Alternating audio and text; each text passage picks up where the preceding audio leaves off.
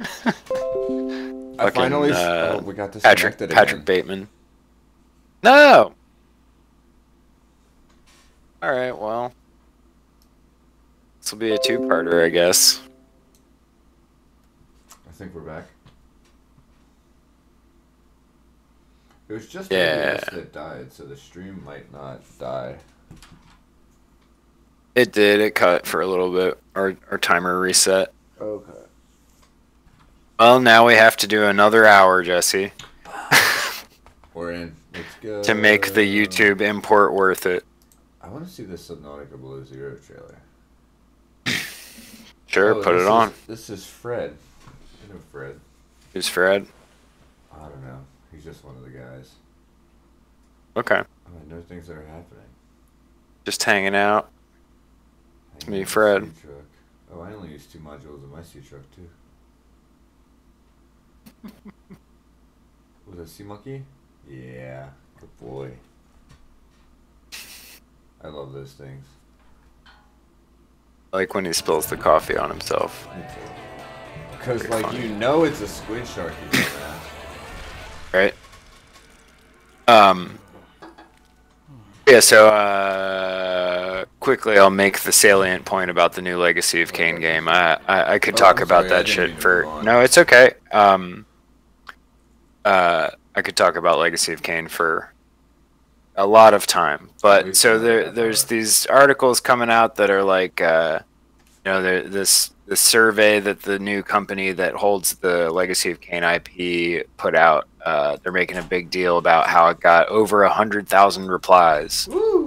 Um, and I want to be hopeful. I want to be an optimist as much as I can. But so I did a little bit of looking into like what 100,000 people represents in terms of game sales. And that led me to Wikipedia's list of the top 50 highest selling games of all time. And the lowest selling among those all have over 22 million sales. Jesus. So, in terms of successful video game sales, 100,000 is basically nothing. Right. Um, so I feel like that's the biggest reason to not get one's hopes up for New Legacy of Kain, even though I really would like there to be a new one that continues the story because it's a story that's cool enough that I think it deserves a conclusion. Um, First person but shooter. I also don't want them to like make it into a Dark Souls game or something like that. Like I don't want it to be a bunch of like quick time events. I don't want it to look like God of War 2018, obviously. Um, and there, some of the pretty essential voice cast has passed from this mortal coil since the last game. Tony J, the voice of the Elder God, even though at the end of No Defiance they shit. kind of take care of that. And the voice of Janos Audrin, whose name I don't remember, the guy who played Udo on Deep Space Nine. Hmm. Um, Also no longer amongst the living. I I like the Janos voice, but I never thought of it as of the same caliber as like Kane or Raziel or Elder God. I feel like those are the three like all time high water marks for voice acting in video games. I'm not even sure who other god. Oh, yeah, there's the rip. He's actually the same voice as Mortanius in Hmm. Blood Omen. Gotcha. Yeah, Well, um, Talius. yeah, he's that guy. He talks to Raziel like pretty early in the game. He's like, "Who have been chosen, Raziel?" Shit like that. Uh, Why'd they make my boy Kane look like that? Because he's a undead monstrosity. He, he looks like a tree. He does look pretty woody. I don't know. Who knows what he's made of? Cast him in. Cast that ass. I like that at some point Kane was like, you know what I need? Big earring. Yeah, seriously. Does this make Just me look cool? one big earring so that we know that this was made in the early aughts. This is me now. He's got a fucking It's wallet like chain. my whole new thing. I'm a whole new Kane now. He's got like a wallet chain. Like his natural decoration looks like one. I got these new pants. They're called Jinkos. Damn. Not doing it great. You Not ain't doing it. looking so good. Oh, hi my face. Oh, my guts and most of my jaw. Oh, and these annoying ass wing flaps.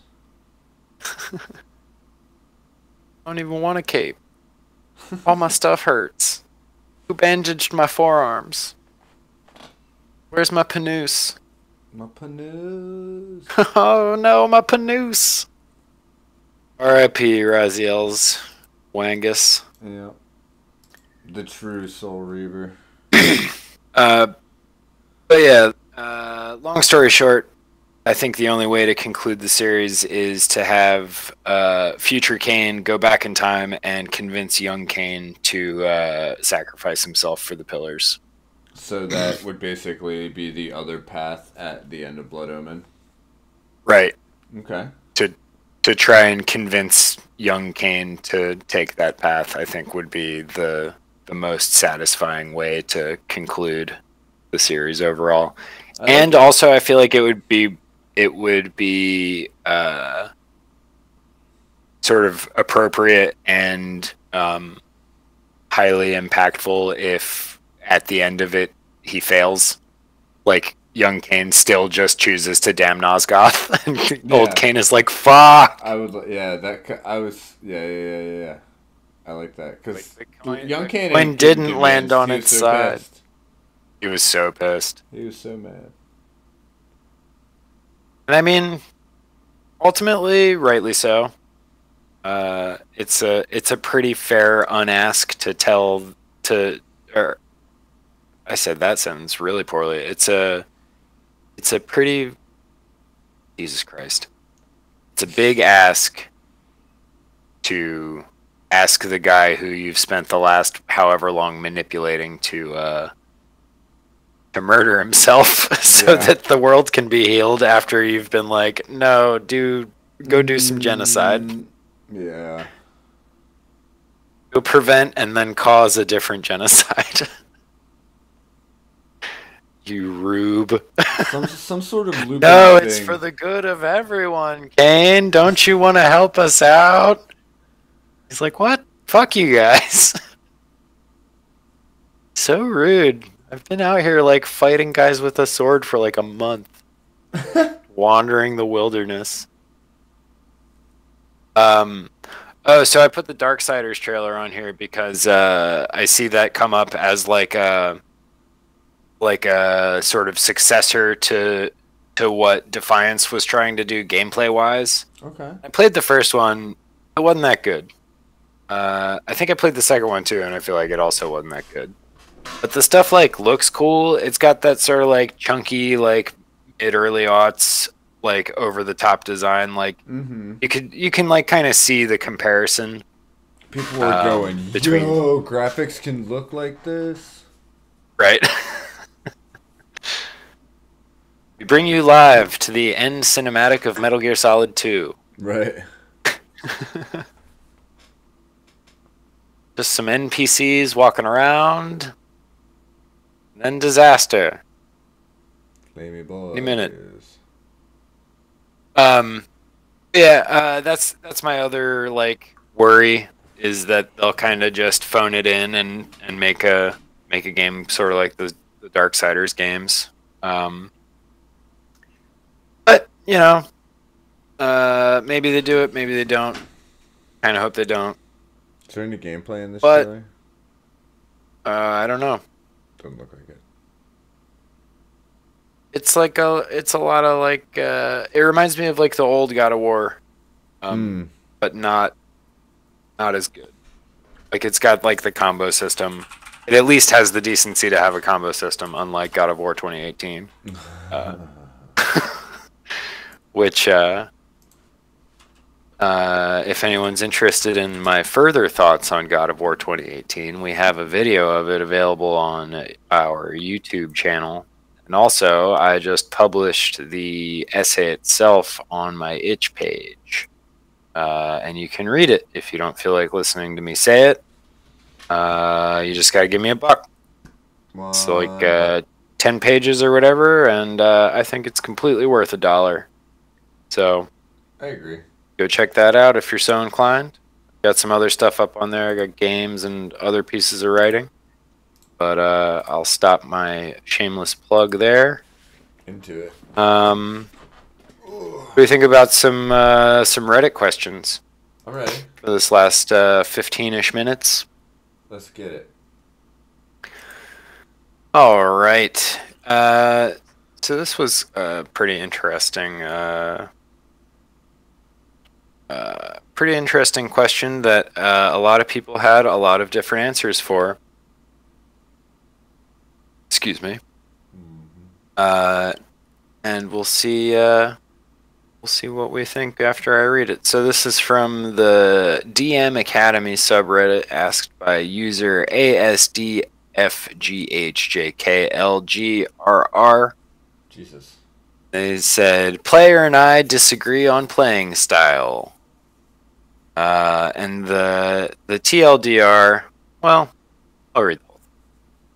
He says, so I tend to run games with knowing what my players have. For example, I want to know what a player that a player chooses acid spells, or that the druid prepared Entangle today, or that the fighter has 30 max HP. I also keep track of spell slots, not because I don't trust players, but because sometimes they forget to keep track, and so I have an idea of what they can do. I.e., if they nuke all their abilities in Fight A and only have, say, first level slots and low HP, then they should not have a difficult fight. I also use it for preparing monster encounters. Like if I have a Pyromancer in the party, I'll avoid monsters with fire resistance most of the time and try to get fire vulnerabilities in so they feel strong. Or if a wizard, yada, yada, yada, yada. He says 3 players are fine with telling me they have X spells and seem okay with saying after the spell you have blank spell slots and telling me they prepared blank spells. Sometimes it seems to help them, like a player forgot they had a luck point left, so I corrected them. Player 4, though, playing a spellcaster, seems to hate this and says they don't want me tracking their things like spells. I talked to them about why, and they told me that their previous group didn't track stuff and it feels very controlling. They're worried that it might affect me subconsciously, like I'll pull monsters I know they can't fight. I explained why I track things, blah, blah, blah. They still refuse to tell me things and tell me to avoid tracking their abilities. Said player is a DM in a different campaign that I play in and runs how they are used to, which I'm fine with. I'm not sure what to do for this player other than ignore their PC and only plan around the other PCs in terms of abilities. TLDR, I track things like spells and resources, and a player wants me to avoid doing that for them, which may make things harder for me to plan around their character. Should I just avoid planning around them? So I think this is pretty buck wild. I think kind of the only real reason for someone to do this is to do a little cheats McGeets. Exactly. Which is like, it's also just D&D. Like, you don't have to hide the cheating. Just be like, I want to do something that's not in the rules. What do you think? That's fair. Or like, also accept it if your DM doesn't want it. Yeah, I understand wanting to, try to accommodate everyone. But aside from the fact that it's like you're doing this so that you can fudge stuff because you're used to DMing when you can fudge stuff and no one can call you on it because no one will think of that, Right. I think my personal way that I would approach this is to just keep tracking the stuff on my own but not bring it up until the guy fucks it up. If you come to a situation where it would be advantageous to mention that he missed something that he's not tracking, if he's so bent on you not tracking his stuff, don't tell him. But when he's like, "No, I still have spell slots," be like, "No, you don't, because you don't. Like, this is why I'm tracking things." You know. I think it's a better case for than against, regardless of what the player's motivation actually is. Yeah, I totally and like agree. help your DM out. Help your DM do less homework. Mm-hmm. If the DM wants to tailor make the encounters for you, you should recognize how lucky you are to have a DM that is that considerate of your enjoyment. And if you want to just have like a random, if you want to play a game that is indifferent to your choices, go play Dark Souls. There you go. Yeah, I completely agree with everything you say there. It's like what you're just denying yourself, like, playing the game. Aren't you here to play the game? So play the game. It's why. Right. The whole idea of the game of these types of games is they're meant to be collaborative. Like there's not. I don't know. I don't like how frequently it seems like people play D&D and stuff like it's adversarial. Yeah. Yeah. I mean, I think it's important to understand that limitation is like intended to inspire creativity rather than just kind of play this game of like beat the DM. Like it can be fun to have a bit of like a competitiveness if it's in a way that's fun, but like there's a difference between being competitive and like trying to just surprise your DM or like subvert expectations. Like that's a thing that I do as a DM all the time is like, oh, my players think thing is going to be this way, but it's actually this way. Great DM. Or like if a player's like, hey, by the way, I can turn into a flying, air breathing giant squid now. Whoa. Like that rules. That rules, and I'm gonna factor that into every encounter from here on. Yes. But it's awesome that you can do that. I just have to figure out how to counter that. Oh, we got some Alba on the stream. Mm-hmm. We can take a break from a question to talk about this. This was free last week on Epic Game Store, and I forgot. It's one of the coolest games I've played. You don't have to shoot anything. You don't have to punch any rocks. You just wander around this cool little island and you document the wildlife there. And then at the end, you expose a real estate conspiracy with photojournalism, which is that shit that I do like. Mm-hmm. Yeah. I put that on there because wanted to ask you if you had a chance to play it and just to hype it up because it's a good game. I have not had a chance to play it yet. It is on my list. After I finish Below Zero, I am moving on to probably playing that and Plague's Tale, the second one. Oh yeah, that just came out, huh? Yeah. Couldn't get into that first one. You highly recommended it, but I couldn't jive with it. I felt like the guards kept spinning around and just looking right at me as soon as I tried to sneak past them. Yeah, there was some of that. Yeah. That's totally a fair assessment, I think. Sometimes the AI was a little bit goofy. Then I just throw the rock. So I threw the rock. We got Squadrons on here. Squadrons is next week's free game. I tried to play it not that long ago on the Game Pass. I feel like I kind of ran out of time for it, though. I think I played this. You can do a whole bunch of stuff like on the cockpit heads-up display, right? Like you can push power to different systems like engines, guns, or shields. Oh, I don't remember that part. feel like I just remember like throttle and like, you know, up and down and left and right, hemming and hawing. It looks cool. I wish there were more good flying games.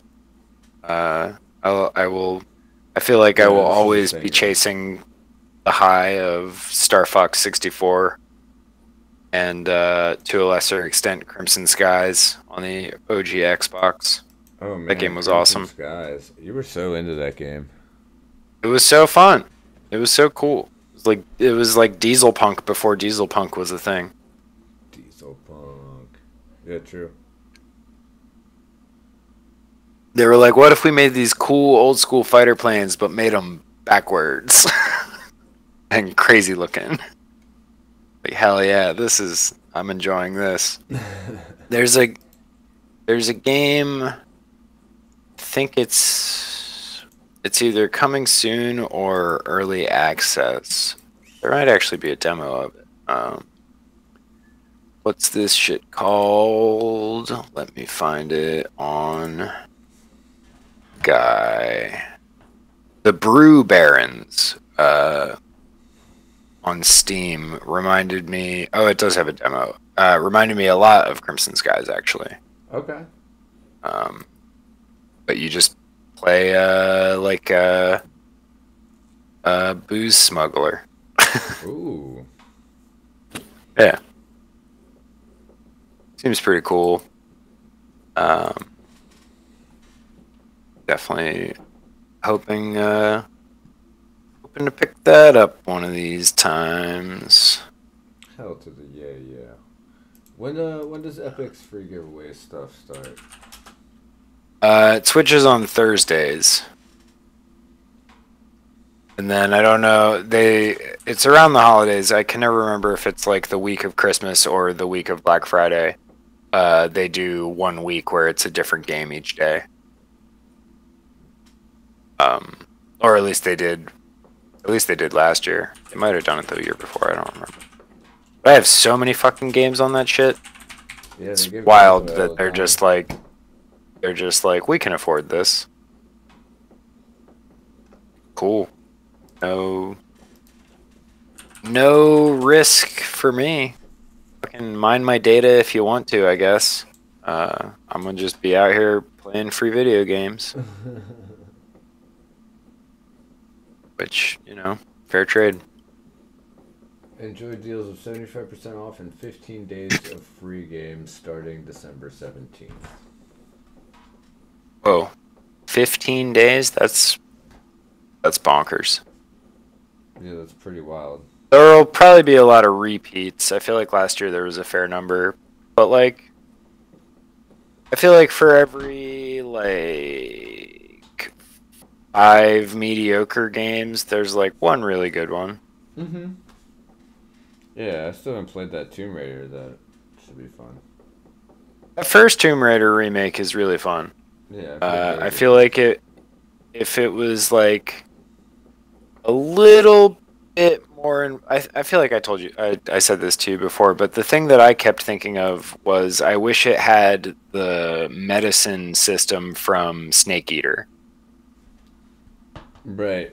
Or like the survival mechanics. Like I wish, like, for all the like murdering of innocent animals that you do in the game, I wish you could have like made them into food or items or whatever, instead of just like bow upgrades or whatever. Mm-hmm.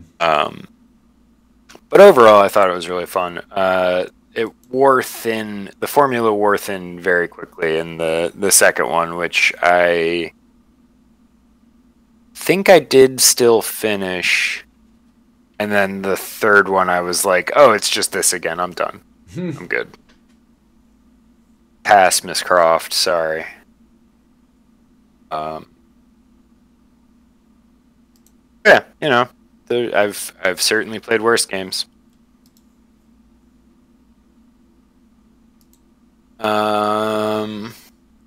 Let's see. I guess I sent this in I sent the question line of this into our group chat, and I wanted to have like actual discussion about this. I thought this would be fun just for general conversation here, but this post is pretty unhinged, so I think it's gonna be fun to read anyway. Cool. This is probably gonna be our last one for the night, right? Yeah. This will be our. This will take us out. Cool. So this was on the Dungeons and Dragons subreddit, posted by user Petralaxy. They said, "My players killed my BBEG by planting magic beans in his butthole, and I'm really sad about it. Disclaimer, sexual content." All right. Strap in, everyone. Last night in my campaign, we had a big arc ending session that involved the players encountering the first of 3 BBEGs of our campaign. BBEG was a nuanced, complicated character that I've been developing throughout the 9 months we've been doing this campaign. So I was really excited to have a big boss fight where the villain would reveal his dastardly plans to the players and both sides would engage in an epic duel. I was fully prepared for the BBEG to die, and he did. However, the boss's death was not epic at all because the players didn't even have to fight him. They killed him by, I shit you not, planting magic beans in his butthole. Here's how it happened.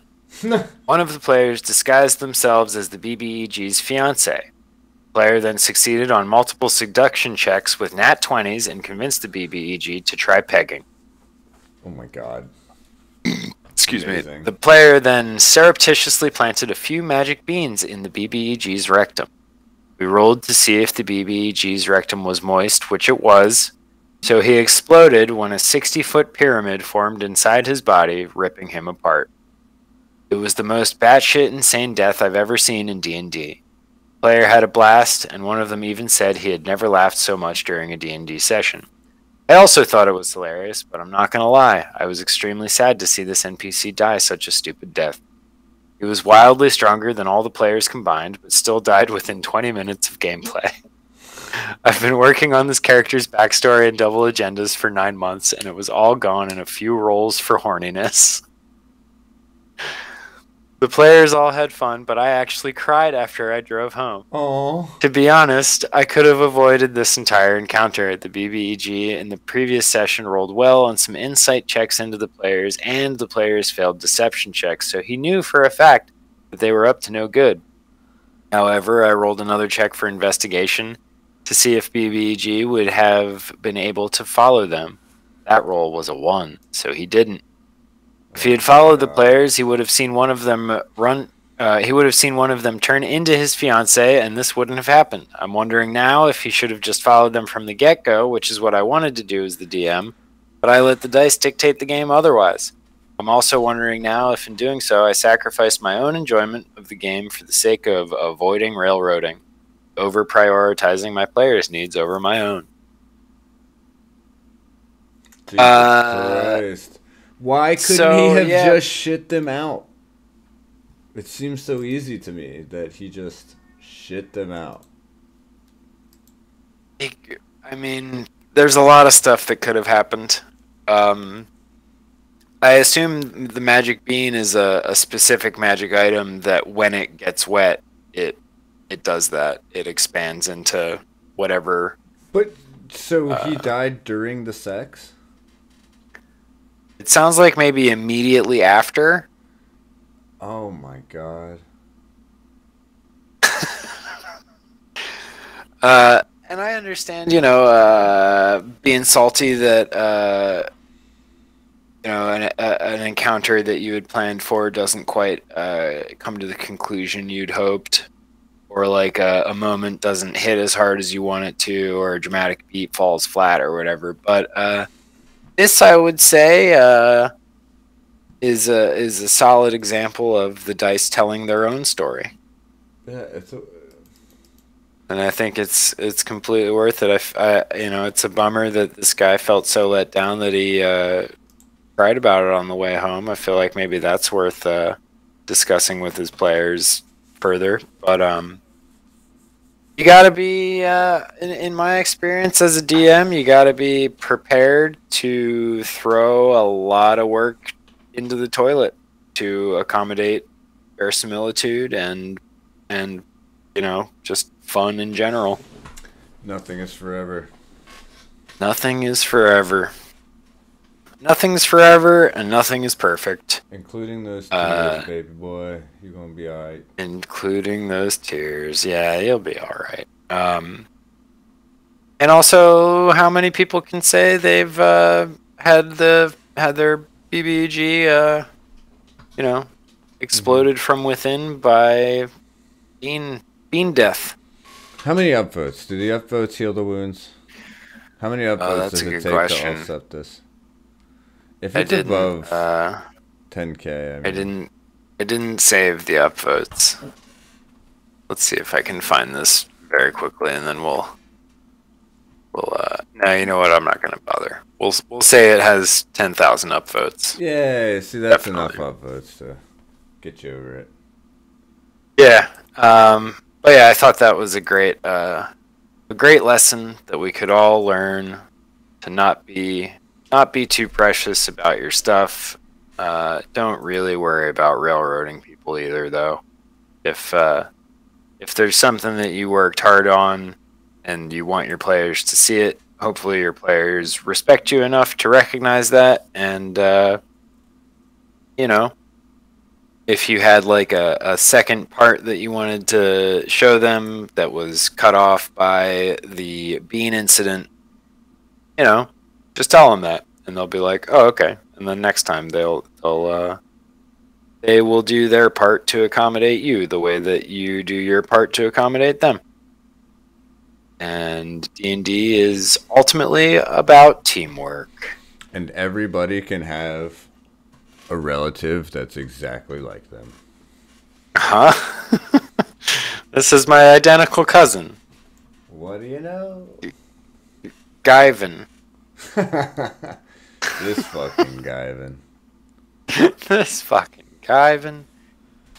All right, well, yeah. So that on that note, I believe speaking of the importance of teamwork, Jesse, it's been a great time working with you this evening, teaming up to bring the people another episode of From the Horse's Mouth. Yes, I had a blast as always. Conversations for a long time, and it's about time we started recording them. It's true. Maybe people will want to listen to us talk. Mm-hmm. Who knows? We do. Yeah, we at least want to talk to each other. And if other people get enjoyment out of that, good for them. And if they don't, get fucked. You can watch plenty of other live streams. I just noticed the prisoner's slide is misspelled. What did I misspell? It's prisoner. P-R-S-O-N-E-R. There's no I. Where? Oh, I missed it. In the big text? Mm-hmm. I think so. Maybe I'm tripping. Huh? How long does it take to go around? I don't know. I don't know what length of time each slide is set for. I think there's, I want to say 14 slides. Okay. Well, we can do some shout-outs. Oh, yeah, we can absolutely do some shout-outs. There's a good shout-out on screen right now. Shout out Brian K. on Instagram for doing that fun art for us. Shout out Alejandro Nice for doing our art from our spooky stream. You can go check those out on our YouTube. We've got playlists galore of all the stuff that we do on this channel. We got From the Horse's Mouth playlist. We got Burn Bright playlist. We got Barks and Bites playlist. We got 5e playlist. And we'll have probably more of those someday as we continue doing this and continue playing other systems and settings. What else? Shout out to DJ Yev. We did not use any music this episode, but normally we use his Hot Jams as our theme song. Check him out on SoundCloud at Ayeva, AYEVA. And follow our YouTube. Subscribe to our Twitch if you want to give us some money. Follow our Instagram if you want to see stuff that I draw and make on Hero Forge, kind of like this slideshow that's going on here. Thank you for doing that. Yeah, of course. It's a pleasure. I like making the guys in the Hero Forge. It's a fun program. Prisoners coming up. Okay, let's see.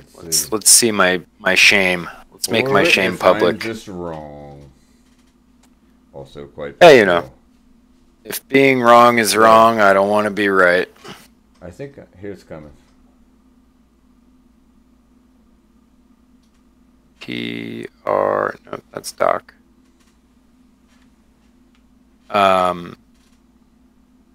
What else? Follow my PRISONER. Riffling Drifter. Am I Former Daylight Cultist. Yeah, I think you are. It might just be the font looks weird. It might be. Oh, mystery solved. Check out my writing and games that I've done. We have played games that I have written on this stream. You can find those on the other places I said. Capybaras with a z.itch.io for games and writing. Anything else? No, don't catch me anywhere because I don't do shit. Jesse doesn't do shit. Don't talk to him. He don't like talking. He's busy. He's busy out here being a real life scientist. You don't even know what Jesse's priorities are throughout the day. He's like, I gotta find out how much poop is in these crayfish. Group chat. And I gotta find out. And I gotta find out how much of this crayfish poop is poison. Do I have to do it by taste? No. But anyway, we should go. Yeah, well, thanks for tuning in, everyone, and enjoy your holiday coming up if you observe the genocidal Turkey Day. Otherwise, we'll see you. I think we'll be back next week, right? What's next week? Yeah, next week is 28th. We should be back on the 28th in some form or another. I think we will. We'll be here doing something, maybe playing video games, maybe playing tabletop, maybe playing who knows. But we hope to see you then, and we hope you've had fun. I know I did. Same. Say Bernard everyone. Bernard everyone.